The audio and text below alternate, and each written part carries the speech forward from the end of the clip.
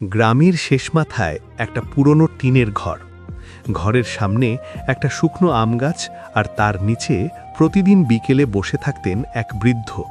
নাম তার রহিম চাচা। বয়স প্রায় ৭০ ছুঁই ছুঁই, চোখে মোটা চশমা, হাতে সবসময় একটা পুরনো চিঠির খাম। গ্রামের সবাই জানত রহিম চাচা প্রতিদিন ওই চিঠিটার দিকে তাকিয়ে থাকেন, কিন্তু কেউ জানত না চিঠিটা আসলে কি। রহিম চাচার জীবনে একটাই ছেলে ছিল, আরিফ।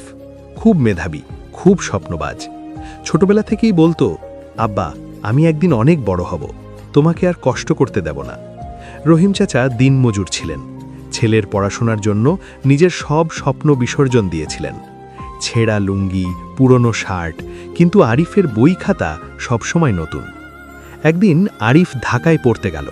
যাওয়ার সময় বলেছিল, আব্বা, আমি নিয়মিত চিঠি লিখব। প্রথম কয়েক বছর সত্যিই চিঠি আসত। চিঠিতে লেখা থাকত, আব্বা, আমি ভালো আছি, পড়াশুনো ভালোই চলছে, তোমার জন্য খুব মিস করি। রহিম চাচা সেই চিঠিগুলো বুকে জড়িয়ে ধরতেন। মনে হতো সব কষ্ট সার্থক। কিন্তু সময়ের সাথে সাথে চিঠি কমে গেল। তারপর একদিন পুরোপুরি বন্ধ। গ্রামের মানুষ বলতো, ঢাকায় গেলে সবাই বদলে যায়। রহিম চাচা বিশ্বাস করতেন না। তিনি বলতেন, আমার ছেলে এমন না। বছরের পর বছর কেটে গেল। আরিফ আর ফিরে এলো না, ফোনও করল না। একদিন হঠাৎ ডাক পিয়ন এলো, হাতে একটা চিঠি। রহিম চাচার হাত কাঁপতে লাগল। এত বছর পর! চিঠিটা খুলে পড়তেই চোখ ভিজে গেল। চিঠিতে লেখা ছিল, আব্বা, যখন তুমি এই চিঠি পড়ছ তখন আমি আর এই দুনিয়ায় নেই।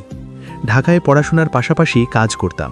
একদিন দুর্ঘটনায় আমার শরীর পঙ্গু হয়ে যায়।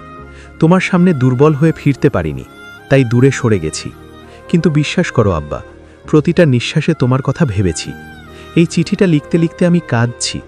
তুমি আমাকে ক্ষমা করো, তোমার আরিফ। চিঠির সাথে একটা কাগজ ছিল, একটা ছোট্ট ব্যাংক ডকুমেন্ট। আরিফ নিজের সব সঞ্চয় বাবার নামে রেখে গেছে। রহিম চাচা চিঠিটা বুকে চেপে ধরলেন, মুখে একটাই কথা, বাবা, তুই ভালোই ছিলি, আমিই বুঝতে পারিনি।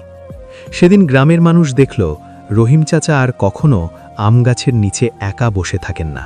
কারণ ছেলে না থাকলেও তার ভালোবাসা চিঠি ভেতর থেকে আজীবন বাবার সাথে থেকে গেছে।